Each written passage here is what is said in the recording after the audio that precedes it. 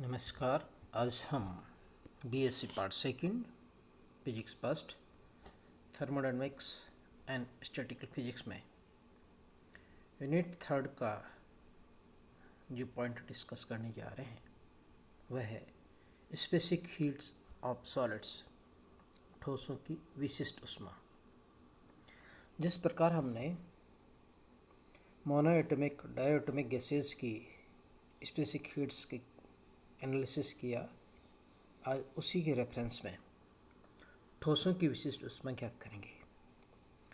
ठोसों की विशिष्ट ऊष्मा ज्ञात करने के लिए समय समय पर अनेक सिद्धांत दिए गए हैं। इसे क्लासिकल में भी और क्वांटम में भी। चिरसम्मत सिद्धांत में जो साइंटिस्ट ने मिलकर नियम दिया था, ड्यूलॉन्ग एंड पेटिट नियम, इसको हम क्लासिकल थ्योरी के नाम से जानते हैं। इसमें सारे अजम्पशंस हमने जो क्लासिकल में स्टैटिक्स में लिए थे वो काम में लेते हैं। दूसरा जो तरीका है विशिष्ट ऊष्मा ज्ञात करने का वह है क्वांटम थ्योरी। क्वांटम थ्योरी में मोस्टली हमें, जैसे हम पहले पढ़ के आए हैं, आगे भी पढ़ेंगे, कि हम ऊर्जा स्तर को सतत ना मानकर विविक्त मानते हैं। We consider the energy levels not in form of the continuous but in form of the discrete. और ठोसों की विशिष्ट ऊष्मा ज्ञात करने के लिए दो अलग अलग सिद्धांत क्वांटम मैकेनिक्स में काम में लिए गए। वे है Einstein theory and Debye theory. सबसे पहले शुरुआत करते हैं अपन डी-लॉग एंड पेटिट लॉ या चिरसम्मत सिद्धांत से। चिरसम्मत सांख्यिकी के अनुसार प्रत्येक अणु माध्य स्थिति के सापेक्ष एसएचएम सरल आवर्त गति करते हैं। यानी यदि हम इनको ऊर्जा दे दें तो यह अणु दोनों तरफ ऑसिलेट करते हैं उस माध्य स्थिति के, जो सरल आवर्त गति के नियम की पालना करते हैं। और जब ताप में वृद्धि कर दी जाती है, क्योंकि टेम्परेचर बढ़ जाता है तो इनकी काइनेटिक एनर्जी बढ़ जाती है, तो आयाम बढ़ जाता है। जब आयाम बढ़ जाता है तो ऊर्जा बढ़ जाती है। अर्थात इस स्थिति में टेम्परेचर बढ़ाने से उसकी ऊर्जा में वृद्धि हो जाती है। क्योंकि सरल आवर्त गति में गतिज ऊर्जा half mv², potential energy half kx², दोनों ही ऊर्जाएं निर्देशांकों का द्विघाती फलन होती है। जैसे 1/2 mv² और 1/2 kx²। सो जब भी ये द्विघाती फलन होगा, ऊर्जा का समविभाजन सिद्धांत लागू होता है। तो प्रत्येक के, जैसे हमने पहले पढ़ के आए हैं, कि प्रत्येक के लिए ऊर्जा का मान 1/2 kT होता है। अतः जो कुल माध्य ऊर्जा होगी वो kT होगी। 1/2 kT for kinetic energy and 1/2 kT for potential energy. क्योंकि प्रत्येक परमाणु तीनों दिशाओं में एक्स वाई जेड में कंपन कर सकता है, यानी एसएचएम तीनों डायरेक्शंस में संपन्न हो सकती है। इसलिए स्वतंत्रता की कोटि, डिग्री ऑफ फ्रीडम 3 होती है। सो प्रत्येक परमाणु की ऊर्जा 3 kT होती है। और यदि उसमें टोटल कुल n अणु उपस्थित है तो जो कुल ऊर्जा होती है वो U = 3n kT, यानी n अणुओं की कुल आंतरिक ऊर्जा U = 3n kT होता है। n के को हम स्मॉल n r के फॉर्म में लिख सकते हैं, where r is gas constant. So प्रति मोल आंतरिक ऊर्जा U bar = U/n, that is equal to 3RT। और इससे रिलेटेड विशिष्ट ऊष्मा, मोलर विशिष्ट ऊष्मा CV = del U bar del T at constant volume, that is equal to 3R and it is constant. इस प्रकार चिरसम्मत सांख्यिकी में प्राप्त ठोसों की विशिष्ट ऊष्मा 3R के बराबर होती है। परंतु प्रैक्टिकली यह पाया गया कि जैसे जैसे हम ताप कम करते जाते हैं, T is 10 to 0, CV is 10 to 0, जैसे चित्र में बताएंगे। अतः चिरसम्मत सिद्धांत या चिरसम्मत सांख्यिकी D-log and petit law CV की संपूर्ण परास के लिए उपयुक्त नहीं है।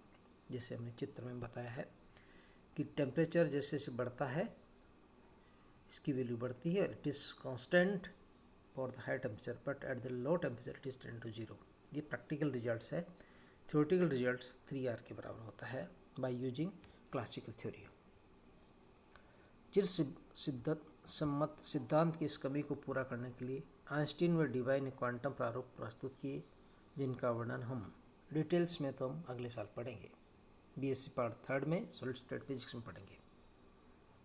वहाँ इसका बहुत अच्छा सा वर्णन कर रखा, इंडिविजुअली कैलकुलेट किया हुआ अच्छा सा, परंतु यहाँ हम केवल समरी के रूप में इसका अध्ययन करते हैं। तो शुरुआत करते हैं अपन क्वांटम मैकेनिकल मॉडल में। पहले model that is Einstein model. So this is the Einstein model for the specific heat of the solids. Einstein के अनुसार n परमाणुओं के XYZ दिशा में कंपन 3n हार्मोनिक ऑसिलेटर्स हो सकते हैं, आवर्ती दोलक के रूप में होती है। यानी क्वांटम मैकेनिकल मॉडल के अनुसार जो आइंस्टीन ने माना है कि वो n परमाणु है, तो n परमाणु वही पहले जैसे मान के चले कि ये भी सरल आवर्ती दोलक है और 3n हो सकते हैं, जिनकी कंपन आवृत्तियाँ समान होती है तथा सभी परमाणुओं का ऊर्जा स्तर एनर्जी स्पेक्ट्रम विविक्त होता है।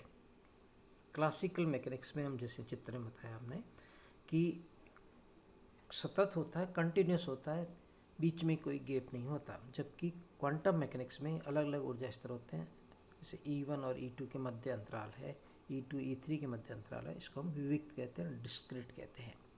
और जैसे हम पहले पढ़ के आए हैं डायटोमिक गैसेस के लिए प्रत्येक आवर्ती दोलक के लिए कंपन के लिए यदि मानते हैं तो EV equal to V plus half multiplied by the h nu, where V is the vibrational quantum number, कंपन क्वांटम संख्या है, h प्लांक कांस्टेंट है और न्यू फ्रिक्वेंसी होती है। यानी अलग अलग V के लिए अलग अलग ऊर्जा स्तर होंगे, यानी यह विविक्त फॉर्म में होते हैं, डिस्क्रीट फॉर्म में होते हैं। इस प्रकार ऊर्जा को हम जेड में प्रयुक्त करके, जैसे हमने पहले किया था, आंतरिक ऊर्जा ज्ञात करते हैं, आंतरिक ऊर्जा को डिफ्रेंशिएट करके विद रेस्पेक्ट टू टेम्परेचर विशिष्ट ऊष्मा ज्ञात करते हैं। ये सारा डिटेल्स हम अगले साल SSP में करेंगे, सॉलिड स्टेट फिजिक्स में। अभी ये हम समरी के फॉर्म में यूज़ करते हैं। सो जो रिजल्ट मिलता है यूजिंग दिस आइंस्टीन मॉडल वो आता है CV equal to 3R multiplied by theta E by theta T का whole square exponentially of the theta E by the T divided by exponentially of theta E by the T minus 1 का whole square, where theta is known as the Einstein characteristic temperature. इसको हम Einstein का भी लाक्षणिक ताप कहते हैं और कि किसके बराबर होता है, that is equal to h nu by k। इसको हम एनालिसिस करें कि हाई टेम्परेचर पे at the very high temperature T is very greater than the theta E, यानी जो हमारा आइंस्टीन ताप है जिसको हमने कैरेक्टरिस्टिक टेम्परेचर दे रखा, उससे यदि अधिक ताप हो तो जो exponentially of the theta E by the T है वो theta E by the T के बराबर होता है। और जब जो रिजल्ट मिलता है CV इक्वल टू 3R होता है, and this is equal to प्रायोगिक एवं चिर सम्मत सिद्धांत के अनुरूप प्राप्त होता है। अर्थात आइंस्टीन मॉडल के अनुसार उच्च ताप पर जो मान होता है प्रायोगिक मान, वही आइंस्टीन मॉडल के अनुसार प्राप्त होता है। Now we have to calculate for the low temperature and T is less than the theta E। As T is to tend to 0, exponentially of the theta E by the T is greater than 1. So जो result मिलता है हमें CV equal to 3R theta E by theta T का whole square exponentially of minus theta E by T। ये Einstein model कहता है इस नियम के अनुसार कि निम्न ताप पर, लो टेम्परेचर पर CV चरघातांक के रूप में घटती है, जबकि जो प्रायोगिक रिजल्ट मिलता है वो कहता है CV is directly proportional of the T cube. ये प्रैक्टिकल रिजल्ट्स है, CV directly proportional of T cube. अर्थात इस मॉडल में, इस आइंस्टीन मॉडल में जो कमी है, शॉर्ट कमिंग है, वो ये कि निम्न तापों पर CV का मान आइंस्टीन सिद्धांत के अनुसार नहीं होता। आइंस्टीन कहता है चरघातांक के रूप में घटता है और प्रायोगिक परिणाम कहते हैं कि CV directly proportional of T cube होता है। तो नया जो मॉडल माना जाता है इस कमी को दूर करने के लिए उसको हम कहते हैं DY model, and this is the last model for the specific heat of the solids, DY theory of the specific heats of the solids. इसमें हम क्या मानते हैं, क्या जम्पसन है कि DY के अनुसार एकल अणु के उसमें कंपन एक प्रगामी प्रत्यास्थ तरंगों के समूह के रूप में प्रतिस्थापित किया जा सकता है। यानी जो स्टेशनरी वेव है उसमें इलास्टिक वेव जो होता है उसकी तरह से इसको मान सकते हैं कि जब टेम्परेचर बढ़ाएंगे तो जैसे हमने पहले पढ़ के आए हैं कि जो अपरिगामी तरंगें होती है जिसमें नॉड एंटी नॉड बनता है उस तरह से इसका मूवमेंट होता है। और ये जो एक अणु है वो पूरे क्रिस्टल में संयुक्त रूप से जुड़ा रहता है, यानी एक तरह से एक जाल सा बिछा रहता है, उसमें एक परमाणु ऑसिलेट करता है। उस तरह से माने जा सकता है कि एक पूरे जाल में यदि एक पॉइंट मान दें, वो पॉइंट जिस तरह से ऑसिलेट करता है उसी तरह से ये एकल अणु उस सॉलिड में वाइब्रेट करता है, जिनकी आवृत्तियाँ अंतर परमाणु दूरियों की कोटि की लैम्डा के संगत अधिकतम मान V मैक्सिमम तक प्राप्त हो सकता है। यानी यह मान के चलते हैं कि दोनों की यदि जो ऑसिलेट करता है अंतर परमाणु दूरी उसके और इस लैम्डा के बीच में है, लैम्डा हम फ्रिक्वेंसी फॉर्म में निकाल सकते हैं। जैसे हमने स्टेशनरी वेव में देखा कि यदि एक लूप बनता है तो अलग लैम्डा होती है, दो लूप बनते हैं तो अलग लैम्डा होती है, तीन लूप बनते हैं तो अलग लैम्डा होती है। उसी तरह से कह सकते हैं कि मैक्सिमम जो है वो न्यू मैक्सिमम तक हो सकती है। इसको यदि हम डिफरेंट मैथमेटिकल स्टेप्स यूज़ करें तब जो रिजल्ट मिलता है वो मिलता है डीबाई मॉडल के अनुसार CV = 3R multiplied by 3/x0³ integration of the 0 to x0 x for ex divided by ex - 1 whole square into the dx।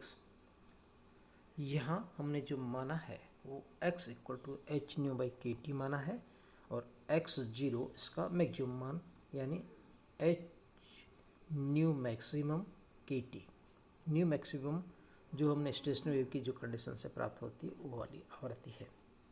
So at high temperature x is less than the T, यानी जब ताप अधिक होता है, ताप का मान h की तुलना में बहुत अधिक हो तो ये मान सकते हैं कि x is less then C1। So the Ex को हम एक्सपेंड कर सकते हैं सीरीज के रूप में, Ex = 1 + x + x²। तो हायर टर्म्स को यदि नेगलेक्ट कर दें क्योंकि x का मान अत्यंत कम है, सो 1 + x हो जाएगा। तब जो एक्सपेंशन आएगा नीचे उसको जो रिजल्ट करेंगे अपन कैलकुलेट करेंगे वो आएगा हमें CV = 3R multiplied by 3/x0³ multiplied by x0³ divided by 3। So this is equal to the 3R and which is same as the classical theory as well as Einstein theory. अर्थात ये प्रायोगिक परिणाम classical सिद्धांत Einstein सिद्धांत के अनुरूप है या डीबाई मॉडल हाई टेम्परेचर के लिए परफेक्ट है। Now for the last, that is at the low temperature range, x0 is greater than the 1, यानी ताप अत्यंत कम हो, उस स्थिति में क्या होगा? तब CV का मान आता है 3R 4π4/5 T³ ये d³ क्या होता है? d³ होता है h/k। theta d is h/k and the theta d is called d by characteristic temperature। जिस तरह से हमने आइंस्टीन का माना था थीटा ई, उसी तरह से ये dy का करेक्टरिस्टिक टेम्परेचर है थीटा d h/k। और यदि इसमें कहते हैं ये सबसे यदि कांस्टेंट हो तो CV डायक्लिपर्सन ऑफ TQ प्राप्त होता है जो प्रायोगिक परिणामों के अनुरूप होता है, that is perfectly matched with the practical results. By using this graph we see कि जो CV का मान है वो हाई टेम्परेचर पे CV = 3R बिल्कुल परफेक्टली मैच करता है प्रैक्टिकल रिजल्ट के साथ में, और लो टेम्परेचर में भी ये CV डायक्लिपर्सन ऑफ TQ के अनुसार परिवर्तित होता है और 10 to 0 होता है। यानी डीबाई मॉडल ठोसों की विशिष्ट ऊष्मा को समझाने के लिए उपयुक्त मॉडल है, उपयुक्त प्रारूप है।